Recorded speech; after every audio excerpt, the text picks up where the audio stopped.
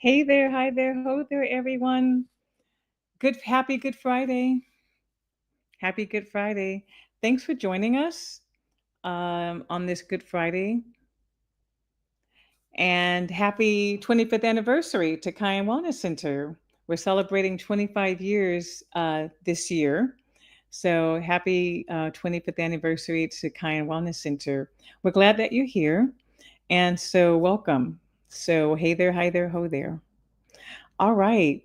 So today is Author's Corner.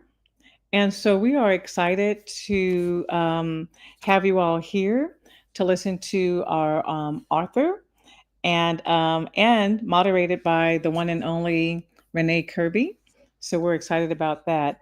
Let me share with you a few of the events that are coming up for you to save the date. One, our annual Sickle Cell Disease Educational Summit.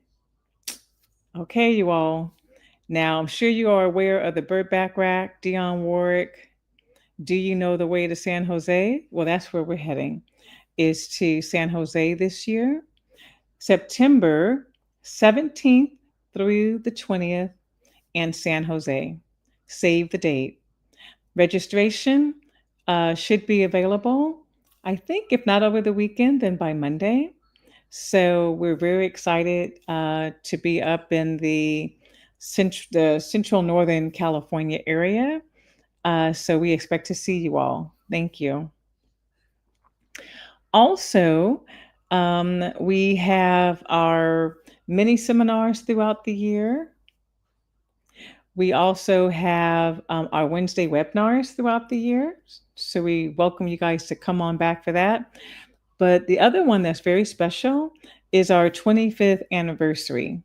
Our 25th anniversary gala is set for, it's in January. I think it's that Saturday might be the 24th.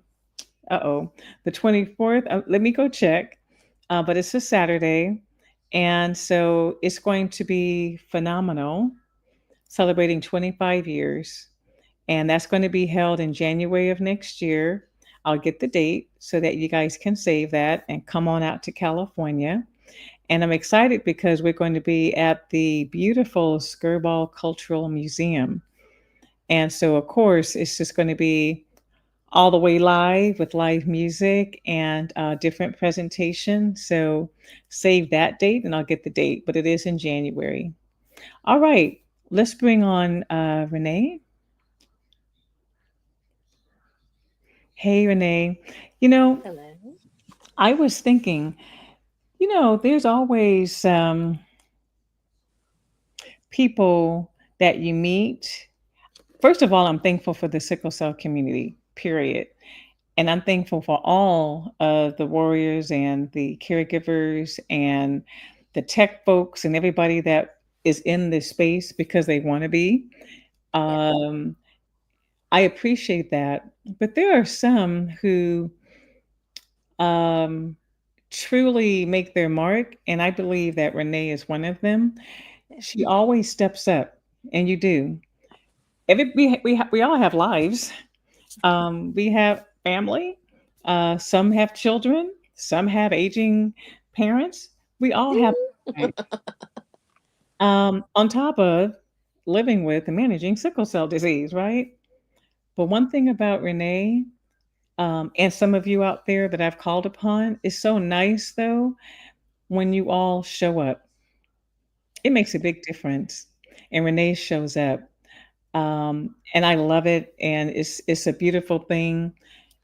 It makes me being able to exhale because I know she has this and I can rely upon her. So I'm thankful because she's a great moderator. This isn't her first time.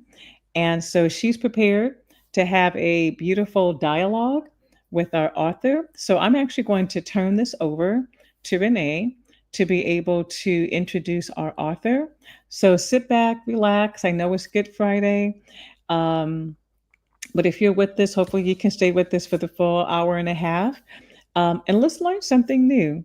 Thanks for your support. And also, for those of you all who are part of it, we do a randomizer. That means that somebody's going to win a signed autograph copy of the book. So, Renee, take it away. Thank you. Oh, Good to thank see you, Dr. Riley. Hello, and welcome to Author's Corner. Today we have with us the author of My Sickled Cells, Reve Brown. She's a registered nurse and she hails from Alberta, Canada. So please welcome our esteemed guest, Reve. Nice to see you, Reve. Hello. Hi, how are you today? Good. And yourself? I'm doing well. Thank you guys so much for having me. It's such a pleasure. And happy 25th anniversary to Cayenne Wellness. That's amazing. Yes, awesome. So let's get started. All right. Let's see. So you're a registered nurse and a new mom. Yes. Yes, I'm Congratulations. figuring it out. Thank you so much. Thank you so much. It's such a blessing, but it's very busy. Yes, yes. You're home experiencing all the excitement and the new parentdom of a Yes. newborn. Oh man, yes, newborns are fun. They're a lot of fun, but they Yeah. definitely know how to keep you on your toes. Yes. And that was something I didn't know as I was reading your book that you were a new mom. So I was like, there was a part in the book where you're saying you're challenged with, Yes, with fertility. And so I'm like, oh, yes, we're gonna what a have to happy write a ending. volume two. We need a volume two of the book so I can Yeah. continue the story and the challenges that we my husband and I had to get to this point, but we thank God we're here. Yes, yes, yes. Well, let's Oh, dive man. right on in. We Sounds can good. start. Tell us a little bit about your background, where you're from. How old were you when you were diagnosed? Sounds good. So a little bit about myself. I was born and raised in Edmonton, Alberta, Canada. So I'm up to your guys' northern neighbors. A little bit colder up here, but we love it. I was diagnosed with sickle cell disease at the age of 2, actually. So pretty early on, my parents said that I actually was just a little bit more colicky. They thought I'd had colic because they said that I was crying all the time. They weren't really sure exactly what it was. And then eventually, think my mom had taken me into the emergency and it's like, someone do something with this child. We don't know what's going on. And then I was diagnosed with sickle cell disease then. Um, that's kind of my history and a little bit about my journey with sickle cell is very, very vast. We can get into all of that a little bit later. But yes, as you mentioned, I am a registered nurse, 10 years of nursing experience. I've had experience in neonatal intensive care, so taking care of the little babies, as well as in pediatric and adult hematology. For sure, I would say my favorite is pediatric hematology. That's kind of where I spent majority of my nursing career, and that is right now I'm on maternity leave, but that is my current position right now. And so I'm the sickle cell disease nurse coordinator in our city. And so I meet a lot of patients, and I see a lot of their journeys, and it's interesting being on both sides. I think I've been able to get a very interesting view and lens of sickle cell disease because growing up, I had no idea what was really going on with my body. And then now being on the other side and taking care of people who also are in that place who are trying to understand what's going on with their body, but not really understanding maybe the severity or what they can do to help the disease and things like that. It's a very rewarding job because I know I can actually come in and make an impact. And I can understand both sides, that taking medications can be really tough and very draining, and all the appointments are really tough. But at the same time, I understand why it's necessary and why, and the difference we see in patients when they are adherent and things like that. And so, a little bit about me and my that's a little bit about my nursing. I'm trying to think. Well, I I have to became an say we're author. thankful for that you actually are in the hematology field, because we know that it's a very challenging illness, and so to have somebody that looks like us, to be a practitioner, and also understand the journey is a blessing to your patients and to their families. Oh, thank you so much. It really, honestly, it's a blessing for me. It fills me up. It really fills me up. It's such a blessing to just meet all of these different families and know that you can truly impact them. As I wish that, I had someone who maybe looked like me and understand what I was going through on the other side. I had Exactly. a lot of amazing nurses who still were able to do such a good job, but it would have been nice if they had walked that walk with me as well. Oh, yes, definitely. I definitely understand that one. For sure. But yes, I wrote a book about my sickle cell journey. It's quite long, quite extensive. There's a lot of different challenges that I had to face to kind of get to this point. But end of the day, during the challenges, I can't say I was thankful, but now I definitely will say I'm thankful that I saw what I saw and went through what I did, because it's definitely given me a lot of awareness. I don't think I'd be an advocate if I didn't go through what I did. It almost forced me into that role. It was a roller coaster ride Yeah. going the reading, and I was like, wow, this is it's like ups and Yes. downs and rounds and rounds. And I like you were saying, bumps in the road, and Yes. through it all, you credit your family and most of all God for help. When you say, I'm throwing in Yes. the towel, God is here. Yes. And you mentioned, having rose-colored glasses, and them Mhm. breaking and putting them back on. So there's so many juicy tidbits, and it's like trials and tribulations. Very biblical, right? Yes, really and truly, this book is my greatest testimony. I feel that, Yes. God knew what he was doing from the beginning, and there was always a plan. At the time, I didn't know, and I as you read the book, you can see that there were times I definitely didn't know, and I was struggling, but now coming and being at the end, or being at the end of this portion of the journey, and looking back, I know that God was directing me and guiding me the whole time. Oh, they always say there's no testimony without a test. 100%, 100%. I hold on to that. Mhm. But yeah, So that's we'll start maybe in early childhood. So you're sure. diagnosed at 2, Yes. and then maybe you become, as you age, you say, "Hey, I'm gonna take charge of my life. I want to know more about this sickle cell." And you Yeah. go on the computer. Tell us about that. Yes, yes. That's also a part that I would read to you guys today, at some point, whenever would that be a little bit later then? Oh, the floor is yours. So however you would like Oh, to go. So I'm going to ask okay. questions as we go along, and you can read excerpts as we go along. So Okay, sounds if you good. would like to start off reading an excerpt, and then I can ask you more questions. Yes, sure. I think this is the perfect segue into this portion, because honestly, reading about sickle cell disease and learning about it, definitely was a pivotal moment for me in my journey. I think Mhm. prior to understanding, I actually believed that everyone around me was experiencing the exact same pain and headaches. And I genuinely believe that everyone in my class was also going through this, so I never really mentioned it. And it wasn't until, yeah, going into junior high, when it was time for me to start taking charge of my own health, that I realized that, no, this is just something I've been managing by myself. I didn't realize that other children were not at home taking medication and all of those things. And so this definitely was quite the moment for me. So I can dive in here. Yes, please do. Um, this portion, I think this reading should probably be about 5 minutes, if that's okay, if I No just read worries. those Take your parts. time. We have plenty of time. Okay, sounds good. Let me just pull this up. So this starts off. Growing up, my sister really saw how much this disease limited me. and felt that likely the more knowledge I had about it, it would provide me with ways to take care of myself.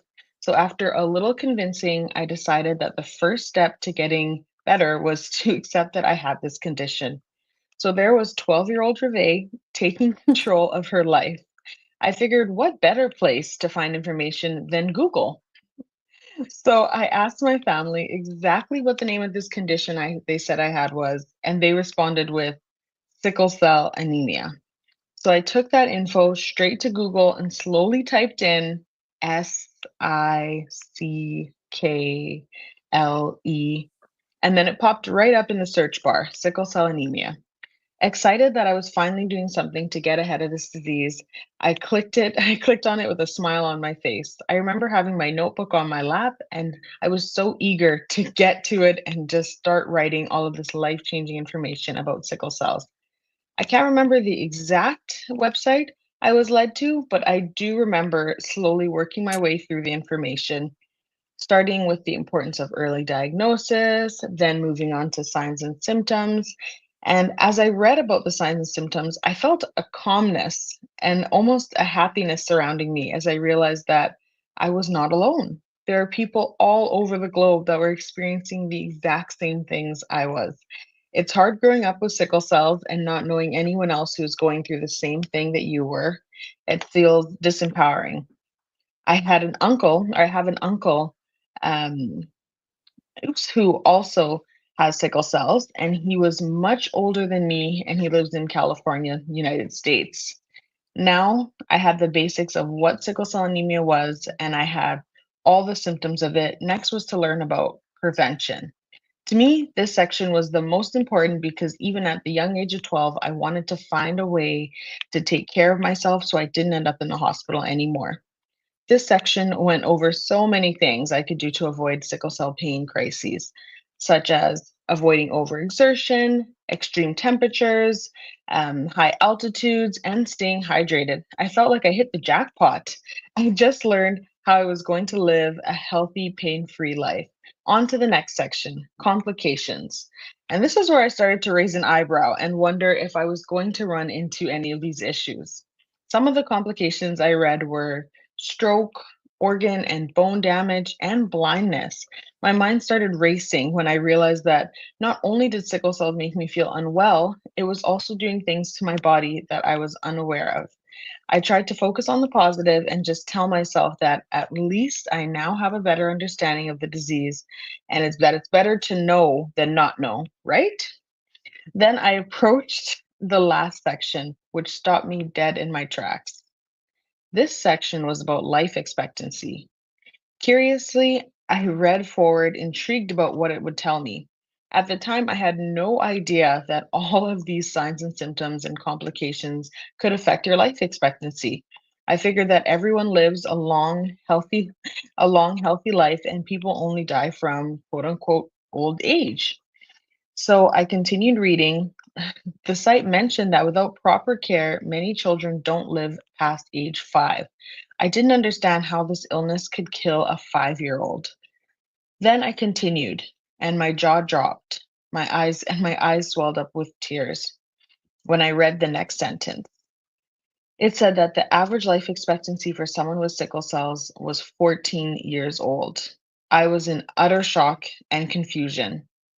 I kept reading the same line over and over, confused how life expectancy could possibly be 14 years old. And I was 12, therefore, I only had 2 years left on Earth. It felt like everything around me was spinning and I couldn't catch my balance. I felt nauseous, my head hurt, my heart was beating so loud, it was the only thing that I could hear. To be honest, I have no idea exactly what happened in the following hour. I must have gone, I must have completely gone into a state of shock, or maybe I have just blocked it out because it was one of my most painful memories. Even now, reliving that moment is very difficult.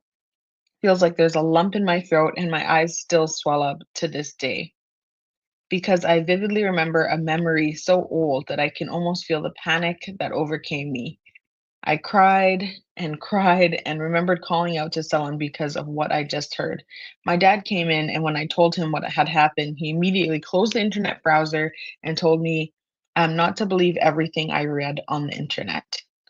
Although that was supposed to be reassuring, it made me believe it more. He told me to trust in the Almighty Father and believe that I would live a long life. When my sister returned from studying at school and I told her, crying the entire time, I had taken her advice and I learned more about sickle cells, but what I learned was terrifying. She sat down with me, consoled me, and explained to me that life expectancy is an average and lots of people live much longer than that. Even with Stephanie's calming words, I still didn't feel calm at all. I could feel a burning inside of me that no words could extinguish. I told her that I wanted to write a bucket list and that if I was going to die in 2 years, I would at least die happy. At first, she didn't seem on board with the plan, but it seemed like after a few minutes of silence, she knew this is something that would make me happy. So I grabbed a loose leaf piece of paper and began writing. I didn't mention my secret bucket list to anyone other than my sister because I knew they wouldn't approve. I tucked it away in my desk drawer and referred back to it frequently so I didn't lose sight of what was important. And that is the excerpt. So that's a little bit about the day that I found out, yeah, more about sickle cells. And I still don't remember what source I clicked on, but at 12 on Dr. Google, you don't even know what you're pressing. I could have pressed on like the most invalid link, or it could have been old information, but it definitely shook me. Yes, I can imagine 12 years old, you're still coming to grips with a diagnosis, and then here it is in black and white, all the Yes. effects of a disease that you're still learning about and still growing into, so to speak, your diagnosis, and then you find like, hey, this is extremely shocking, and you're Yes. sitting there by yourself, no one to support you, or Mhm. only after the fact your sister comes and consoles you and says, hey, this is not the end of the world. Don't believe everything you read, like your dad said on Yes. computer. So what was your family's reaction? Did you have a conversation after you read all the things on Google that, the potential effects? Yes, honestly, I think it was eye-opening for all of us. I think going through all the complications, because there would be times where I'd have symptoms, but we didn't really know what it was. We would just be like, I think we've all kind of done some sort of research, but often my parents also didn't want us to credit everything to sickle cell disease. Like, oh, if he has a stomach ache, it's like, it's the sickle cell. It could just be that she overate or something like that. And so they just wanted to make sure that we were balancing the two, but then as we were going through some things, I remember even thinking about the eye and things like that, that at some point, maybe if I had blurry vision, or often I would get, so my eyes would actually swell. And it wasn't even until I started working in the hematology clinic that I realized that that was orbital crisis. And there was something going on there that I just thought I didn't sleep well enough, or I thought it was an allergic reaction to the fabric. I had no idea. So very steep learning curve for you and your family. Yes, very steep learning curve for sure. Yeah, I think we all kind of were learning and growing in the disease together, because although I do have two older siblings, I was the only one who actually in the family had sickle cell disease. And so it was, although my parents had lots of, children before, this was their first child with sickle cell. So they were also figuring it out. And anyone who knows Edmonton, Alberta, it's at the time it wasn't overly diverse. There wasn't that many people who looked like us there. And so even in the emergency room, the doctors, we've seen doctors be on Google, Googling what to do. And so then Wow. that's, yeah, even where Yeah. advocacy kind of had to come from, because we had to advocate for ourselves, and I had to learn how to advocate for myself at a young age. And I was thankful that my family rarely left me alone to go to the emergency, so they would be there and they could tell the doctor, like, she needs oxygen, she needs fluids, she needs pain medication. Those are the three things. Let's start there, um, because they honestly wouldn't really know. Yeah, what a tough thing to, first get a diagnosis and then go to practitioners who are probably back there Googling themselves because they don't Mhm. know. So, you We're know, your we're family, all in this hey, you're supposed to together. take care of me. And now I'm holding your hand as you're trying to, Yes. be the best practitioner. So I know Yes, that, you know, exactly. came with its own set of anxieties, you know, going into the ER with a newly diagnosed illness and Oh trying to yeah. work on your own. Yeah. So tell me, when you go to the emergency room and you either get admitted or you're discharged, what's the family dynamic around sickle cell at 12, 13, 14? You know, your sibling relationships, your parents with, you know, your relationship with your parents, you know, Mhm. what is Kind of the the dynamic. challenges? I think at that time for me, I tried to hide my pain and because I didn't want to spoil events. That was the thing. Mm, Because with sickle cells, often you're getting these sickle cell crises when there's something exciting yes. sometimes going on. And it happens to be, people are coming over, there's a birthday, it's a hot summer day, and everyone's on the patio. And so you just never want to, or for me at least, I just didn't want to say anything about my pain. My family actually knew that Reve was in pain when I would go quiet and they couldn't find me. It Hmm. was never that I'd be in the kitchen crying or anything. It would be that Reve has disappeared, and that often meant that she was laying in her bed, like quietly crying or trying to, quietly take a Tylenol and hope it goes away type of thing. And, it's not that anyone ever made me feel bad about, events having to be canceled or anything, but I just felt Taken so upon. guilty. Yeah, I took it upon myself that I'm like, it's okay. I can quietly manage it. But then at the same time, I probably was making it worse because I was taking a little bit longer to, go to the emergency and actually get treated. But the dynamics, my whole family was quite supportive when it came time to come to Okay. go to the emergency. It was very much just, they were the ones who were even telling me, it was, it's time to go. And I'd be like, Good. oh, I don't know. I don't know if I should go. Maybe I can wait it out a little bit. When I was younger, I think I was more likely to go, but as I got older, I think starting to see how the emergency sometimes can function, starting to see how the judgment can kind of come about. I try my best not to dwell on those things, but it's a reality that there is some, I don't know if you want to say it's like a medical racism. I don't know if it's a lack of education or just lack of knowledge as to what is really going on in our body and why we need certain medications or, Hmm. and even I knew going to the emergency from a young age, you also had to look a certain way. My family always would, when, even if it was 10 p.m., we're not going to the emergency in our pajamas. Never. And a You, lot of warriors can relate to that. It's like, you know, put on your Mhm. Sunday's best, your dressy Exactly. cash. And at the time, I didn't understand that, and I was like, "Why?" Like, I'd always be like, "Why is my dad putting on, like, a nice shirt right now or, like, in his jeans and belts and all this stuff?" At 1 Even I'd be a.m. lucky if he'd do jeans. He usually Yes. would put on, like, his work pants, and I'd be everyone would be getting dressed to go to the emergency. I'm like, "But it's the emergency. People are literally wearing their bunny slippers." Yeah. But Sweatpants. here yeah, exactly, but here I'm having to put something presentable on. But then as I got older, I started understanding that, there's a certain way that you wanna be approached and addressed, and Mm-hmm. unfortunately, you have to look a certain way. And it's not right. It is really Yeah. frustrating, but it is something that I definitely had to manage. And even when you go to the emergency, you can't go in walking. You can't just go walk up to the thing like, "Nurse, I'm in pain." You have to get a wheelchair, you need to be wheeled in, you gotta, and I'm like, they don't realize that I have this pain day in and day out. So although it is painful, I've learned ways to manage it, disguise it, and just kind of keep it pushing. So, but you have to go in and be, you know.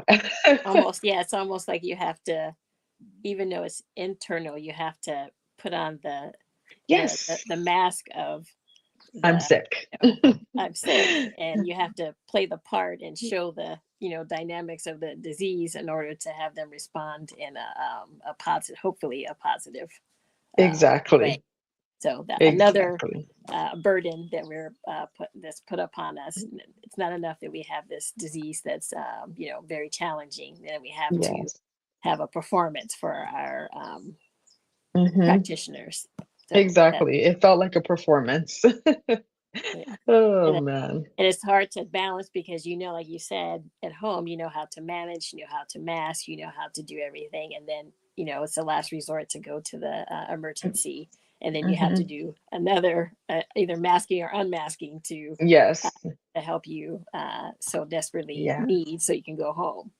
Mhm. So, Mhm. at what point you're having these challenges? What point do you discuss with your practitioner? Do you discuss with your parents to do the transformative therapy? Tell us about living, with disease from, early on, or being becoming aware of it to the point where you say, "I want to try something different. This is a lot." Mhm. Oh, yes. And so I think I had pushed through all of junior high into high school. I did everything. I tried everything. I honestly, I feel like not every complication, but a lot of complications, if you name it, I essentially had experienced it. I had we all have had the crippling pain crises. I have had a pulmonary embolism scare. I was on hydroxyurea treatment already. I was started on red cell exchanges, and so I was on red cell exchanges every 7 weeks with hydroxyurea as well. I was getting my temporary femoral lines for that treatment, and then that wasn't really working out. And so then I had to get an IVAD placed. So it was a lot of things. I ended up getting gallstones that resulted in actually having to get my gallbladder removed. And then, as well as I found that I had sickle cell retinopathy. And so I did need to get my laser eye treatment. And I think it got to the point that every single doctor's appointment. I used to love going to the doctor because I wanted to know my blood work results. I wanted to know everything. I wanted to get all the information. But then it got to a point where I didn't want to go because every time I went, there was a new part of my body that felt like it was breaking down, I'll say, Mhm. because it was, oh, Hervé, your heart is looking a little bit more enlarged, just working a bit harder. And I'm like, oh, okay, what do I do about it? You can't really do anything. Then it's on to, oh, okay, well, Hervé, we're noticing this about your kidneys. And every time there was something that seemed that the disease was just progressing. And the fact that in Alberta at the time, that was the highest level of treatment for sickle cell disease was red cell exchange. And so I was already on red cell exchange. And then they're like, oh, let's do red cell exchange and hydroxyurea. And so they said, this is foolproof. And then initially, red cell exchange was amazing, life-changing. It still, I think, is one of the best treatments out there, and I think it is just I had the opportunity to exercise again, do all these things, and I felt quote unquote normal. It was amazing. But then it got to a point where I don't know if my disease progression just was speeding up a little bit faster. And then when they added in the hydroxyurea as well, I still was in and out of the hospital. I think in a period of 3 months I was in the hospital like 5 times while Oh, on this treatment. And this is me going into the emergency for various pain crises. And I actually try to manage, and those mean if I go to the hospital, as we were saying, it means it's a bad one. I do my yeah. best to manage at home, but I wasn't able to for a lot of these ones. And so it got to a point where it felt that the highest level of treatment wasn't really doing anything for me. Eventually, I was then experiencing iron overload and required chelation and all of that. And it felt like a snowball that was just getting bigger. And that was when I think at that point, I think I was at rock bottom because I'm like, what else is there for me? What else And am I what supposed to what do? age would you say? For me, that would have been early 20s.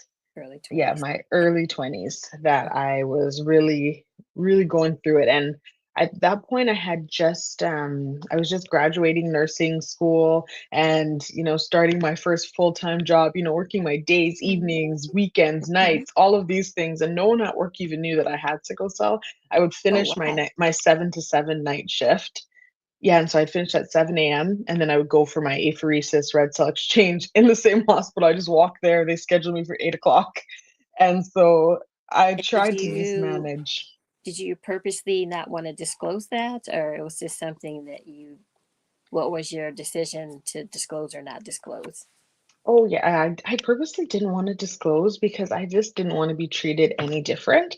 Because in my career, Mhm. I do like to be challenged, and I Yeah. felt that it would put this blanket of like, "Oh, is Ray okay? Is she feeling okay today?" type of thing. So the only person who knew was my manager because I had some last minute appointments and things she had to adjust my schedule, or often I'd be in the hospital for a period of time. But so she knew. But other than that, maybe a couple good friends, but no one else really knew. And I think back that I'm like, would they have treated me different? Or maybe it was in my head that they would have treated me different. But it was tough. It was definitely a really challenging time. And so I tried my best. Tried my Uh, best. So you say, what's the next step? You talk to a hematologist, and they say Mhm. what? Yes, so I speak to my hematologist, my primary one. What happened actually is on the news, I heard about stem cell transplant. And so I realized that, oh my God, there's something new coming out for sickle cell. It's not just hydroxy. And so we were excited about that. And we approached my doctor about it. And he said, it's actually not available for adult patients. This is only something that they're doing in pediatrics right now in Calgary, which is a neighboring city about 3 hours away. And so we were kind of like, but I'm at the time I was only like 24, 25. Young, And young, young. so I was confused. I'm like, I'm really not that far away from 18. So I Yes. don't understand how I don't make the cut. And they're like, oh, well, you have to be in the pediatric program to be eligible for this. And I'm like, that doesn't make any sense. And so I was disappointed and devastated, but then the next step, actually, my sister took the next step into her own hands, which was researching where in the world they were doing Mhm. this. And she ended up landing in Maryland. She was like, oh, they're actually doing this in Maryland. And she reached out to the hospital, and they actually said they would take me as a patient. She went and told them Wow. about my story and everything. It was a trial that they were doing, and she messaged them and said, "My sister's going through this. We're from Canada, but this is her situation." And they're like, "Yeah, if you can provide all of these different medical documents, then yeah, it's a trial. You guys would be more than welcome to join." And that's when we started going on a quest to get all of my medical information from my current hematology team. It took some it took some time. My nurse is amazing, and she just was sending me so many things, but during this process, my hematologist kind of caught wind of what was going on. He Mhm. was wondering, he's like, why are you sending Reve's chart? Like, where's her information going? What's happening here?" And then she was like, "Oh, Reve just asked me."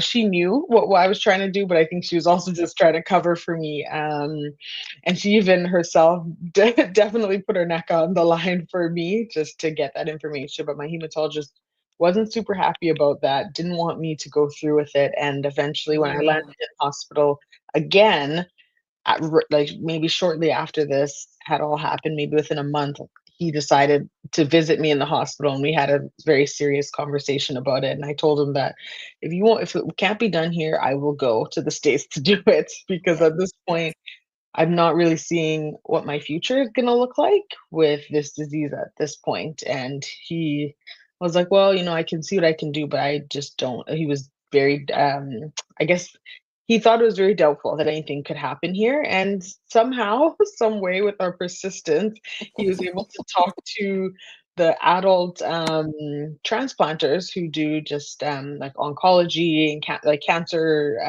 bone marrow transplants, if they would take on a sickle cell patient, and Mhm. they could make a hybrid regime and see what would come from it. And they said, okay, let's try it.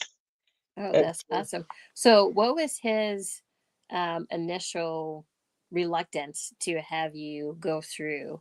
Was it he wasn't very knowledgeable, or he was, worried about the outcome? Like, what was his apprehension? for him, it was the outcome. He Mhm. said that he was worried because there was another patient that was similar to my age who went through a transplant not long before we had this conversation, not for sickle cell disease. I think she might have had leukemia or something like that. And she didn't make it, and she ended up getting, I think she had gotten graft versus host disease or something like that. And he was really worried about my end result being death, where Mm. he felt that, with sickle cells, at least we can still manage you, like we Mhm. can do something to keep you, your quality of life might not be exactly how you want it. You might not be able to do everything you want, but you're here and You're you're alive. okay. Yeah. Exactly. Yes. And so he just wasn't sure if he could if that was something I should risk at this point. It's like, you're so young, you have like a full life to live. And that was also for me feeling that I'm like, I have a full life to live. And so there's got to be something more. He thought that I could even wait maybe until CRISPR. He thought that, CRISPR is coming, it's coming, but now I'm realizing CRISPR is coming now, or it's here now, but my transplant was 7 years ago. So it would have been Yeah. a lot of waiting. Who knows where my body would have been at that point for sure. Okay. So you make the team decision to go forward. So Mhm. what was the next steps? I'm jumping ahead here in your Oh book. yes. The next step. So yeah, once they said that they would do it, first step was getting my siblings tested. And so that was kind of the first thing. I think they sent me thinking that I wouldn't have a match in my family, because it is such a small chance that you can have a match in your family that does not have sickle cell disease also. So they probably didn't even think I would have one. But I Okay. ended I read up something like 14%, you said? yeah, so they said that Wow. I think they said it's like a 25% chance that you'll have a match in your family, but then only 14% chance that match will not have sickle cell disease. And so it's really small. And with that being said, thank God my sister was a perfect match. And she happens to be the one sibling that doesn't even have trait. And Yes. so it ended up working out. We tested my brother first because they thought that we were closer in age. Maybe he would be a better option, but it didn't quite work out that way. But we found a way. So then once we got everyone tested and we decided we were going to move forward, we went down to Calgary and they just gave us lots of information about what I kind of would be going through and what Mhm. it looked like. And then they gave us that information to go home, digest, and then call them when we were ready to sign papers. And it was a big decision, but in the end, I felt that God was opening all the doors for me. That how am I supposed to walk away from this opportunity that I've been crying for the last year? Yes. And so we So did it. you go through the paperwork, Mhm. and your mom ends up being your the nominated caregiver. Yes. So Yes, you my mom is a caregiver. so you have to drive 3 hours to Calgary, correct? Yes. And that's where it took place. So you essentially had to move there for the Mhm. treatment. You couldn't go back and forth, right? No, we couldn't. So my mom, the designated voluntold caregiver, honestly, she was happy to do it. She really was. Even if I told her I didn't want a caregiver, she was gonna be the caregiver. So she went down with me, and it was nice to at least be with someone the whole time, someone who was familiar instead of trying to figure things out by myself. There's no way I could have done it alone without my mom, for sure. She was such a good caregiver. And of course, even when I talked to her about it after the fact, she was saying, she's like, that was the scariest time for me. She was terrified Yes, yes, yes. because To at the watch your same baby time, go through so yes, challenging, because I mean you had a lot of bumps, a lot of bumps. a lot of bumps in the road. And, as the caregiver, you don't want to miss something. She wants to make sure everything, my food is good to go, that things are clean. She doesn't want me to get sick and make sure. So it was high stress for her as well. Mm. But we powered through it as a team. So you settled into Calgary. You had such an Mhm. awesome person donate their condo to you during that time. Yes. So you didn't have to pay for hotel accommodation, and you go. So it's day zero. You get settled in. Now you're going to the hospital, and then what takes place? Yes. And so day zero, essentially, so this would be my actual transplant day. Yeah, the actual transplant day it was surreal. That's what I can say. It was a Mhm. surreal day. I remember, yeah, my family just lifting me up in prayer and praise and worship that day, and it didn't feel real because I feel like since I was a kid, I'd always be praying this prayer that, one day, I wanted to live sickle cell free. I wanted to be healthy, take this pain away from me. This was something I've been praying about forever. And so the Mhm. fact that it was right in front of me, that I was getting this opportunity, it just felt overwhelming, and I think there were so many different emotions at the same time because you're joyful that, Yes. you're so thankful that I'm getting this treatment. I was so happy, but at the same time, I was terrified. I'm like, I'm the first that they're doing. They haven't done this before. These doctors are figuring it out with me, you know. So I was pretty scared that also the end result could be death. Even if everything went perfectly, things just happen. Yeah. Everybody's body is different. And I had prayed and I hoped that my body would be able to withstand transplant. But then at the same time, there was also a part of me that felt kind of, I'm trying to think of the word. It's almost like a not a survivor's guilt, but you feel that, man, I feel so privileged and so blessed that I get to be the first person to do this. That I'm like, Mhm. wow, God, why did you choose me? There's so many other deserving patients that are going through certain things, but I think we needed someone who them and their family were willing to advocate to open the doors and open the Yeah. floodgates, and so that's why it happened the way it did. But there was a lot of tears that day for sure. um Very, very emotional day, and Mhm. I feel like I when I think about it, I'm there again. I can Yes. remember how everything felt and remember watching the stem cells go into my body and just crying. I love that But part in your book where you take a picture with your sister yes. and the cells because that's like, oh, awesome. Yes. Then they hand it over, they're like, "Oh, here's the stem cells. This is it." And so we got a nice picture before, and we'll always cherish it. And then so Mhm. that process starts, day zero's there, and then tell us a little bit about what happens after you receive your cells. So after I received my cells, the first little bit, I think the whole time I kept bracing myself because they kept saying, "Oh, you know what? Once you get your your immunosuppressant or you get your chemo, you're gonna feel sick." So I'm like this, and like, once you get the transplant, once this happens, and so after I had the transplant, I was just kind of waiting for something to happen. Definitely, I was having some shakes, wasn't feeling great, but slowly, progressively, as the days went on, I started feeling the effects of this transplant.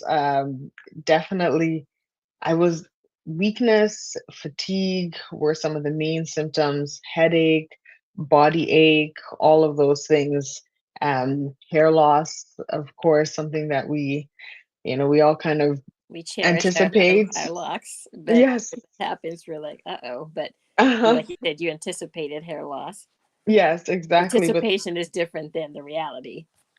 exactly that, because I remember knowing that I would be very likely to lose my hair, because most people do, but I had hoped that my hold on, and I think I had put my hair in cornrows to go down, and then Mhm. when I took them out, that was when I was like, oh, actually they're all attached to my head, so it should be fine.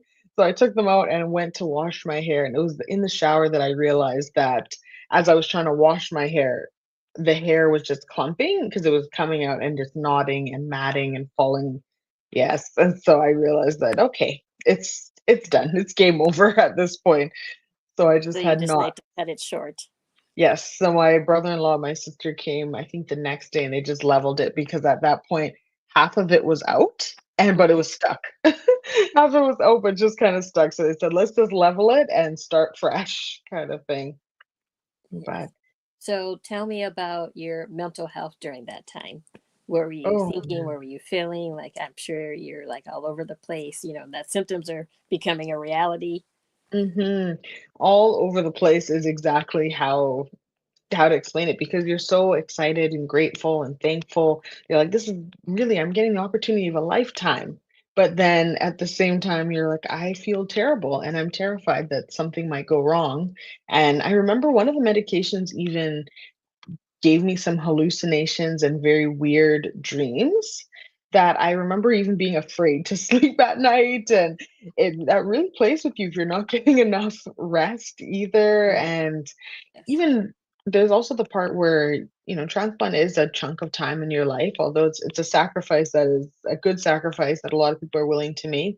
But there's a part of your life where you're not able to move forward and be with your peers and do other things, that other people are doing at that time. So many of my friends were moving forward, getting engaged, buying houses, joining different clubs, doing different things. And I'm sitting here just looking out my window in like a different city, watching the river go by, and I'm like, this is not what I expected 'Cause my you days to just look like. started, you just graduated, you started your nursing career, and now you're Mhm. embarking, on this transformative experience. And Yes. so far, it's like, okay, steadily the symptoms are becoming more and more and more challenging. And you Mhm. had the hair loss. I remember at Mhm. one point in the book you discussed about, feeling like your skin was on fire. Yes. Yes, lots of different things like that. It's so many things you didn't even I'm like, I remember even having a sore scalp for a long time. So many different things that you're bleeding in random places. It's just very unexpected. And then, of course, there's complications that come from transplant as well. Now that your immune system is low, you're more susceptible to certain things. And I feel like majority of the bumps in the road Mhm. that could find me found me. That is, Yes, yes. I kept thinking On I'd be almost every smooth page, there was a sailing. challenge. I was like, Yes. oh. They're like, oh yeah, so now they think there's this, now there might be this. I ended up with pericarditis at some point during it. Yeah, it was a lot of up and down because I'm like, well, I'm supposed to be healthy. What is going on here? I thought I did this to, get healthy. And there was a part of me that was like, did I make the right decision? Because you don't really know if you've made the right decision. I truly believe that until you are 2 years post-transplant, it's hard to, for me, it was hard for me to at least look back and be like, okay, that was the right decision because it really felt that with all the bumps and all the things that keep coming up and it takes a long time to feel like your new normal now and you're never going to be your old self again because you've also gone through this life-changing experience y- and you almost can't relate to a lot of people. That was also a thing that I experienced. It put me in a very funny category afterwards where Mhm. I was no longer I didn't feel like I was still a sickle cell warrior because I still had friends who had sickle cell disease and they were enamored by the fact that I went through this and they wanted to be part of it as well. But then, when they're talking about their day-to-day struggles, you can't relate anymore to it. Now you're like you can chime in and be like, "Oh yeah, I used to have that too. This is what I did to manage at that time."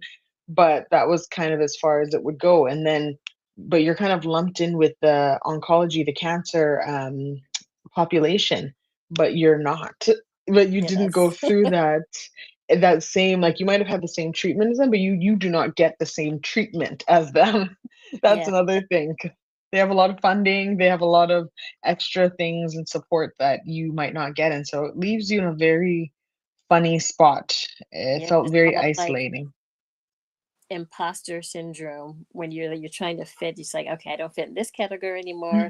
I'm Mhm. over here with the oncology, Yeah. and I know that purposely and not not, it's not a malicious thing, but cancer is great funding, and sickle cell is coming along, but nowhere near Mhm. the funding. And so you're kind of caught in between Yes. two round two spaces. Like, I'm a warrior, but do I say I'm an ex-warrior? And I was like, no, I'm still feeling like I Yes. still have I still have the challenges. So Mhm. you don't want to take off something that you've lived with all your life, and then you're Mhm. also challenged to say, what, I have a new normal now.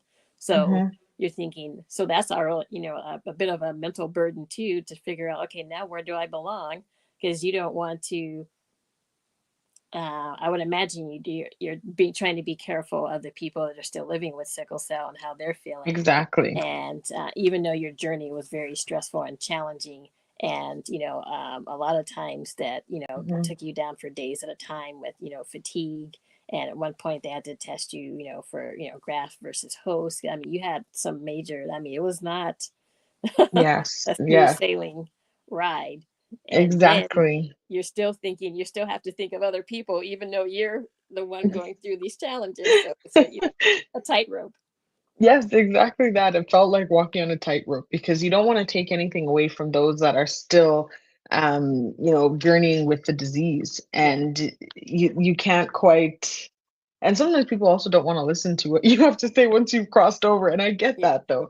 Like I don't fault anyone in that because once you've gone over to the other side, it's like you're not as relatable. They can It's like getting relate. parenting advice for somebody that hasn't had a child. It's like, come on Exactly. now. Exactly that. Exactly. That's how it felt that even with me, as I was telling you, like with some of the patients with sickle cell disease that I worked with, I actually didn't share that I had sickle cell disease and that I had transplant. If people found out on their own through Google research and they see that I've done some speaking things, then I would share with them, or only if someone was already had a matched sibling donor and they were going to go for transplant, then I would share. But other than that, I didn't because I didn't want anyone to feel that the only reason that I was living this healthy, full life was because of transplant, and that a lot of people believe that I actually became a nurse after, or that I started doing certain things after a transplant. I'm like, no, I was already slugging it out. I went through, trust me, like I went to my diplomas, popping heavy medication to try and get through, my nursing degree and things like that. But yeah, so I try to be careful about that just so that I don't make anyone feel like that's the only way to health because it really isn't. Yeah. Do you have another part you would like to read with us or for us? Oh, actually, I did have another spot here. Yes, and so this one is a little bit quicker, but this that I want to dive into is the day that I found out that I didn't have sickle cells anymore. So this is What? the perfect time to read that actually. So let me dive into that. This is There we go. We watched my sickled hemoglobin, which is the number of sickled red blood cells floating around in my bloodstream. The higher the sickled hemoglobin, the more likely you are to experience the complications of sickle cell disease. Going into my final red cell exchange 1 week before my transplant admission, my sickled hemoglobin was 55%. After the treatment, it was down to 35%. Over the months, I watched it decline to 17%, to 8%, and then eventually to 4%. I couldn't believe it. I've never lived a life with only 4% sickled cells in my body. I was excited for a life with no pain and worries. Then my doctor handed me my results from this morning. I examined the paper, and the moment I saw it, my eyes welled up with tears. Across from hemoglobin S, it said negative.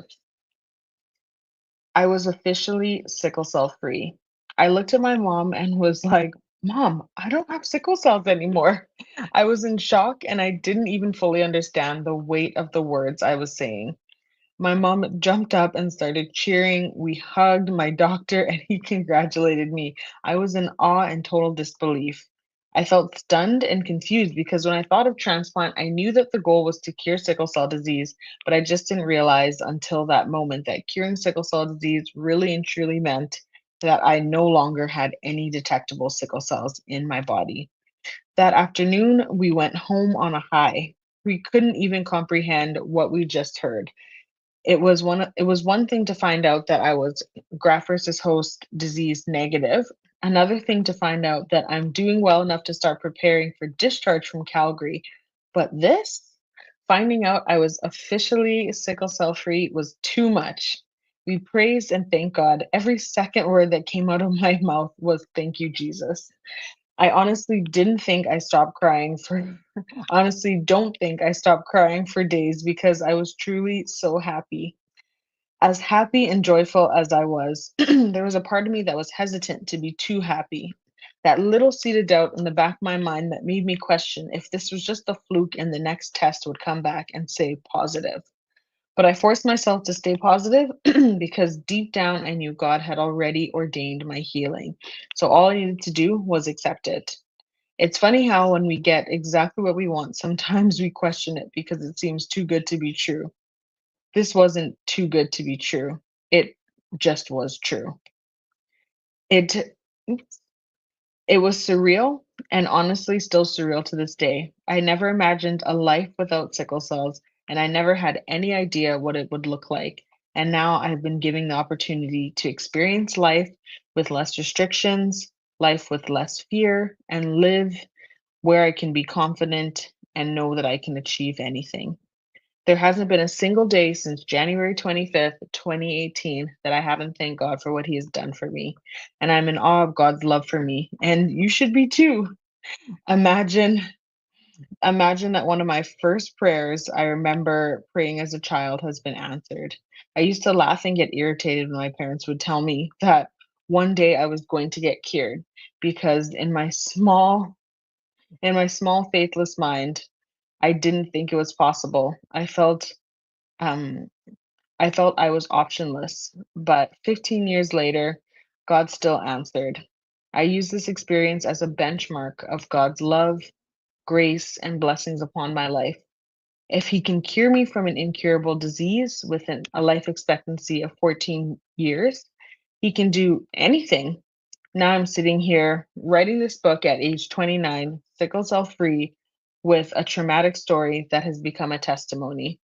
If God can do this, He can do anything. If He can do this for me, He can do it for you. Whether you have a chronic illness that's left you feeling hopeless, a family situation that pains you, a job promotion that won't seem to come, a school exam that you just can't pass, know that God is with you and He will see you through it.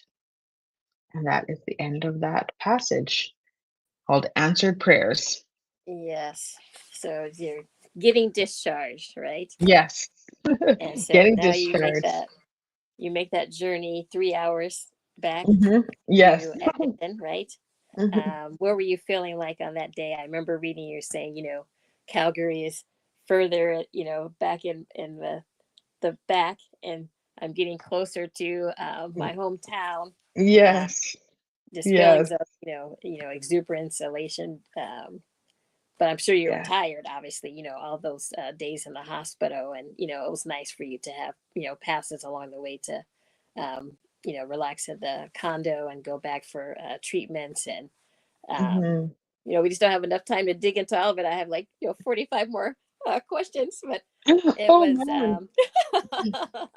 I always like to come prepared. So I got my little sheet Oh, here. wow. I'll be faster. I'll answer quicker, more concise. Oh, no, no, no, no. I don't want to rush you, but just like tell me how you felt and how your family felt as you're driving Mhm. back to your hometown to recover at home. Did the next chapter. Oh, man, it truly felt like a chapter was being closed. We were so excited. And there's nothing like sleeping in your own bed. Even it's like when you go on vacation and you're in Hawaii, you're in the best place Yes. ever.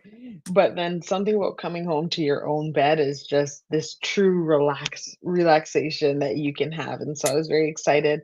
And when I got back home, I was welcomed with, balloons and a nice little sign. And my family had actually redone my bedroom and all of that, got me a few new things. And so it was really nice to come home to them for sure. That's awesome. So tell me about your first night at home. Oh man, surreal. It's all surreal. I like my bed was comfortable. I'm telling you, I was in disbelief that it just didn't feel real. That I'm like, wait, so I went to Calgary, I had the transplant, and I've come back to start living my normal life again. And so honestly, coming back it felt like I was also rediscovering myself and who I was Mm, now mm. because Because it this is was, your new normal, right? You're coming into yeah. a whole new being. I remember doing a gigantic purge of all of my belongings because I only took two suitcases to Calgary, one suitcase with clothes, one suitcase with just like things to do, inspirational stuff, all of that type of stuff. And then I realized that for almost 4 months, I was living out of just like one suitcase of clothing. And I'm like, what is all this other stuff? So I really was like, I don't really need all of this stuff. Got rid of so many different things and was kind of rediscovering who I am, what I like, what is, Reve without sickle cell. What is she like? Does she actually like to travel? Because maybe I did like to travel, but I was turned off because I'd always get crises when I got off the plane, So it was just kind of figuring out all of those different things, and it was fun. It was exciting for sure, but then also nerve-wracking because there's always a part of you that wonders. You're always looking over your shoulder that I'm like, is it gonna come back? The How boogeyman, right? yes, so like how far out do I have to be before I know for sure that like sickle cell is gone? So you're home, Uh, you're getting relaxed, but your body is still transforming. So it's not the mhm. smooth road just yet. You're still having No. complications. What were some of the complications you had at home? Oh man, yes, I had some challenges at home for sure. One of them was, well, my stomach has been an issue since the beginning. Lots of medication, taking like 10, 15 pills, within 3 hours of each other. And at some point, I think my stomach was not having anything. And so I was Mm. having really bad stomach pain and different things like that. So I had to change my diet. That was even one of the more minimal things I had to do. But if anyone knows me, I'm a foodie. I love food. It was so hard to do that. It was a Wow, sweet. nightmare. Yes, I definitely understand that road. But then, of course, another thing I experienced was the methemoglobinemia, which was a very strange side effect or complication that you can get with one of the antibiotics I was on. I seem to have couple allergies to a few antibiotics, so I was tried on multiple different ones, and then I landed on this one called Dapsone, which isn't very common. Not very many people use it because they're not allergic to all of the other ones. I Googled it because I was like, well, Oh, I've almost all of them. Let me figure out what this is. I said, maybe is this a yes. Canadian one? Yes, it's not used very common. And I guess with that, I ended up essentially there's nowhere for the oxygen to bind, and you can end up just collapsing at home. And it's crazy because I was having some challenges, unfortunately, with the transplant team in my own city. When I got back home and I had expressed some of these symptoms that I was having headaches. I was so lightheaded. I remember having headaches. I was very, very weak. There's just so many different weird things going on. I think I even was having like heart palpitations and things like that. And when I shared that with them, they had told me that it was anxiety. Yeah, to go home and have a bath and a massage. I was like, what? Yes, trust me. And I vividly remember that. And I think I end up just people don't know me that I won't rest. I don't rest. And that's why I've Yeah, become yeah, this your advocate. perseverance. Yes. So I called my Calgary team, I called my hematology team. I was like, I'm gonna need backup. Like I don't know what to do. And then eventually I was instructed to go to the emergency. And once I did and they checked me up, they had found out, oh my gosh, Hervé actually was really sick, and it was saying, oh, good thing you came to the emergency. If you didn't, like within the next day, you could have just collapsed at home. And I'm like, so when I came, how come nobody took it seriously? And so that was a little challenging because that team in specific, they had only ever managed people with cancer before. And so in their mind, this is a non-myeloablative transplant. This is a lesser version of a Mhm. transplant. She shouldn't have any of these Another complications. judgment. Yes, yes. And that's things I hate the idea of this lesser type of there's no lesser transplant. A transplant is a transplant. It's just crazy to me, but Yeah, I felt that that's how I was being perceived, that it's just all this is transplant for sickle cell. She wasn't dying. This was an elective almost transplant. yeah. So they're Uh, just patting you on the head. There, dear. Just go ahead and you know uh, mhm. convalesce at home. Nothing to worry about. But there is actually something to worry about. Something Yes, very there big to was, worry about. and so I'm just thinking about, the fact that yeah, they And I just read, kind I read of that you're left like, it. like after everything happened, you're just like, well, there wasn't even an apology. No, I there guess was you're no the PhD in apology. you, right? You're the PhD, you're the doctorate and what everything that goes on with Refe, right? Yes, And you're really telling and them truly. something is off. I don't feel well. This something's not right. But so your Mhm. persistence paid off, Oh, thankfully. we thank God for that Yeah, persistence yeah. because it could have been bad. I ended up, yeah, it was tough. And so in the end I decided I didn't want to be managed by that team because I felt that the Understand. Calgary team, they 100%, I was like their baby because, when you take something from start to finish, like, you wanna Mm-hmm. see it through, and so I Yeah. said, "I will drive." So to this day, I still drive 3 hours for my BNC follow-up appointments. I definitely understand I'll do that it. challenge because I had a hematologist, moved hour and 20 minutes away. I would take it because you're like you say you're Yeah. used to it, and you really want to have that continuity, and you want to be with somebody you trust. This is your life. Yes, exactly that, exactly that, so you get Hmm. it. Oh yes, Yeah, yeah. you get it. And I know also post-transplant, I had, like, my first period post-transplant, there was so many hormonal changes and things going on, I had dealt with a lot of bleeding, there was a lot of Yeah, things because you happening to my became body. anemic. To the point that I ended up becoming anemic, and it was another challenge, another bump in the road. I think I ended up getting iron infusions and things from it. Yeah. It was Yes. I had to be on different medications to suppress the bleeding. It was not what I expected at all, and I was actually quite upset because even, going into transplant, my biggest thing was fertility. Of course, I wanted to live, but I also wanted to preserve my fertility, and I was very, very stressed out about it. I had gotten them to let me talk to so many different doctors, their radiation oncologists and everything, because I said, I need to know the specifics. And I was given eventually information that said that they had a little chart, and the chart Mhm. essentially said, for your amount of radiation and then your age. So it's like amount of radiation, age, and then they just went across it and found, okay, you're 25 and you're getting this much radiation. This is when you would go into early menopause. So essentially, you'd be fine. You'd be going to early menopause when you should be. And then when post transplant, it just looked as though a lot of my tests weren't reflecting what they had said.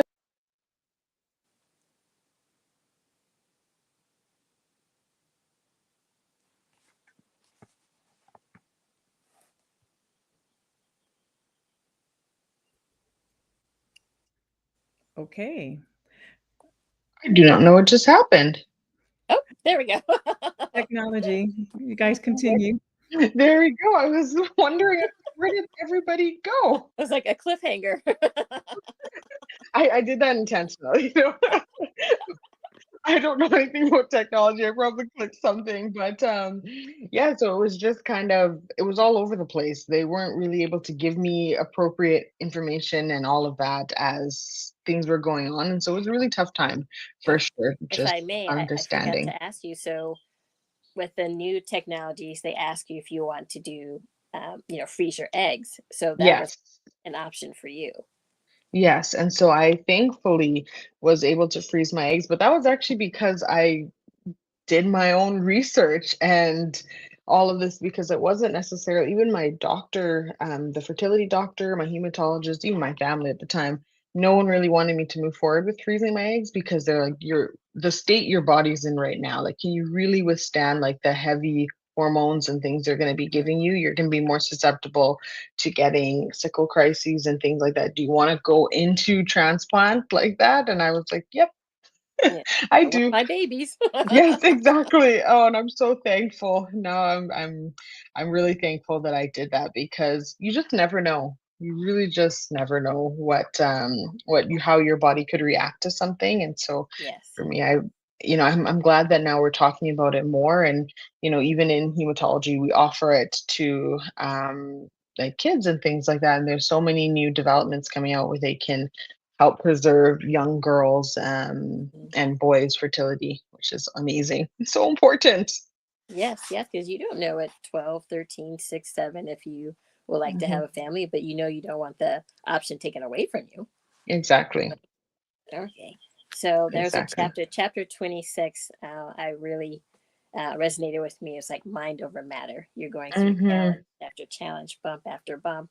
And then you Mhm. say, you know, all this the is building up, all the things that are going on with you that affects you mentally. And Yeah. you say, hey, I have to get some help here.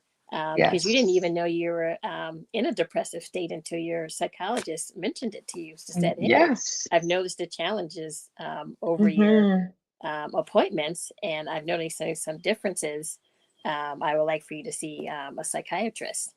Yes. That was a surprise.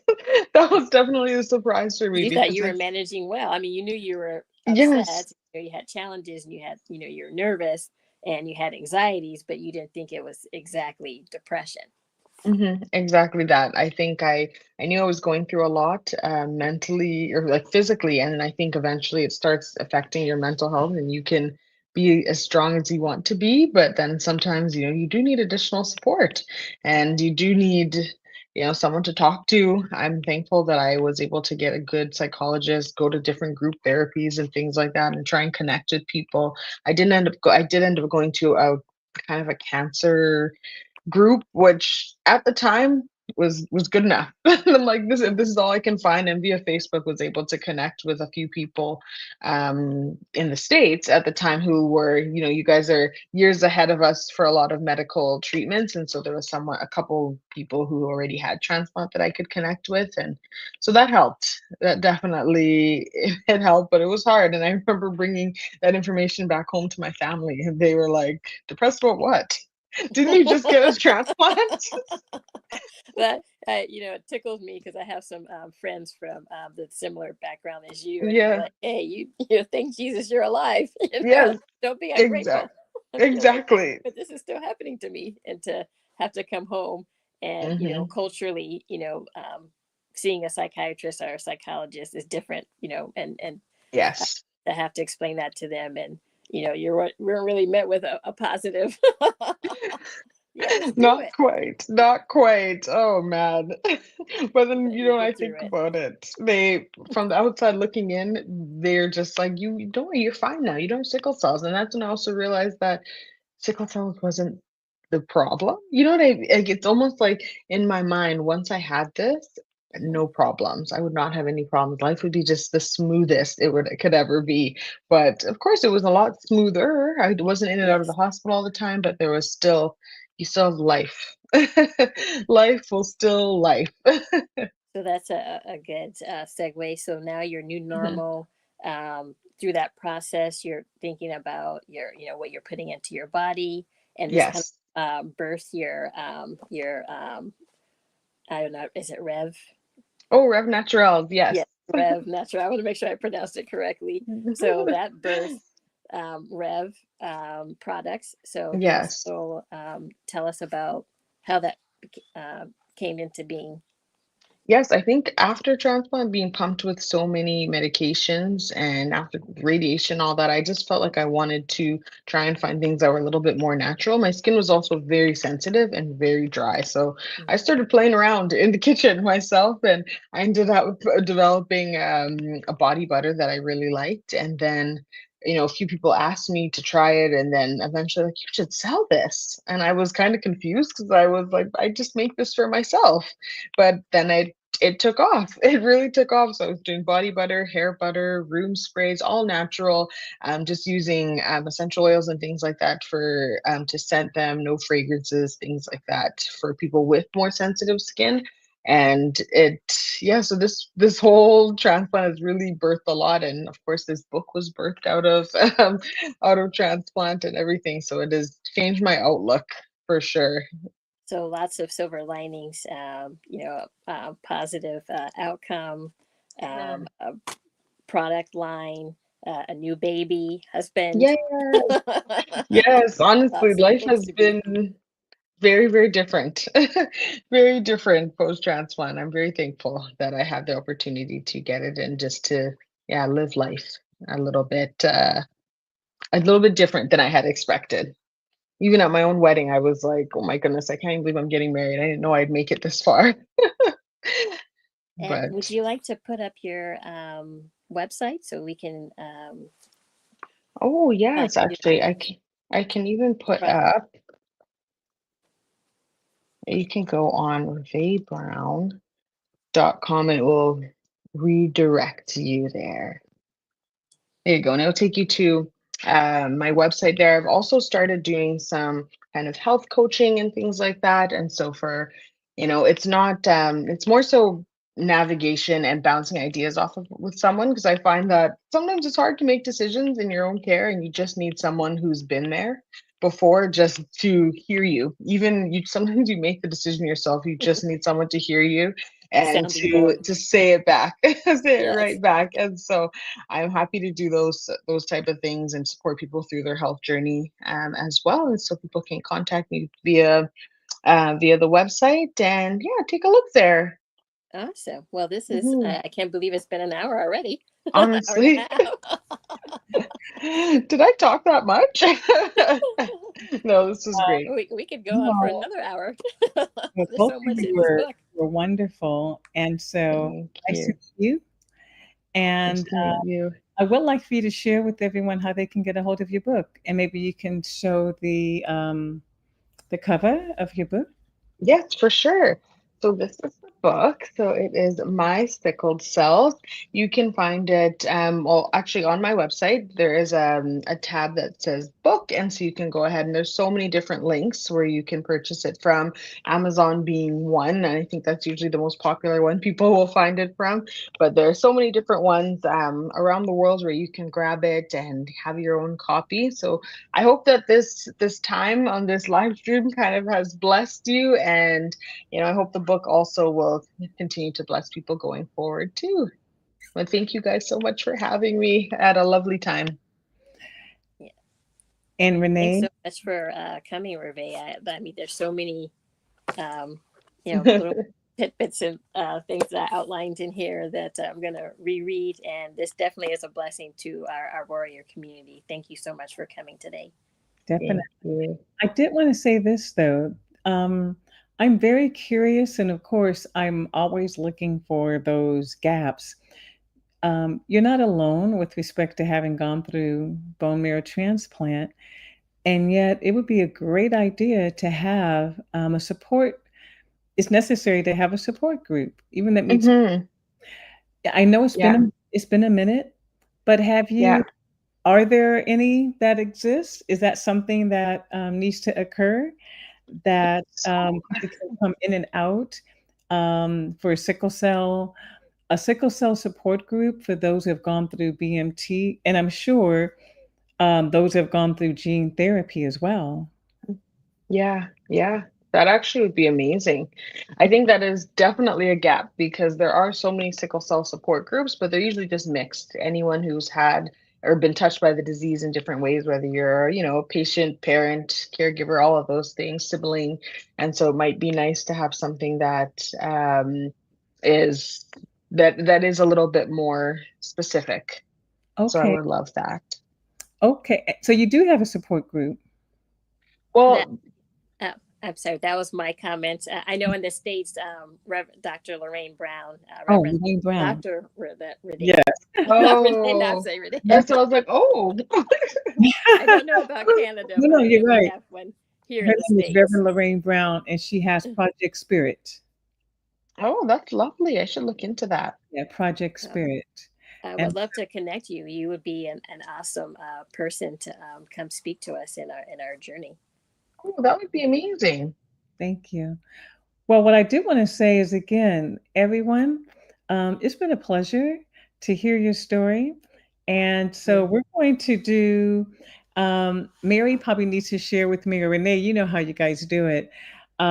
If we do the randomizer, um, we look at who attended both here and I guess live, and we'll do the randomizer so that we can actually send out the book.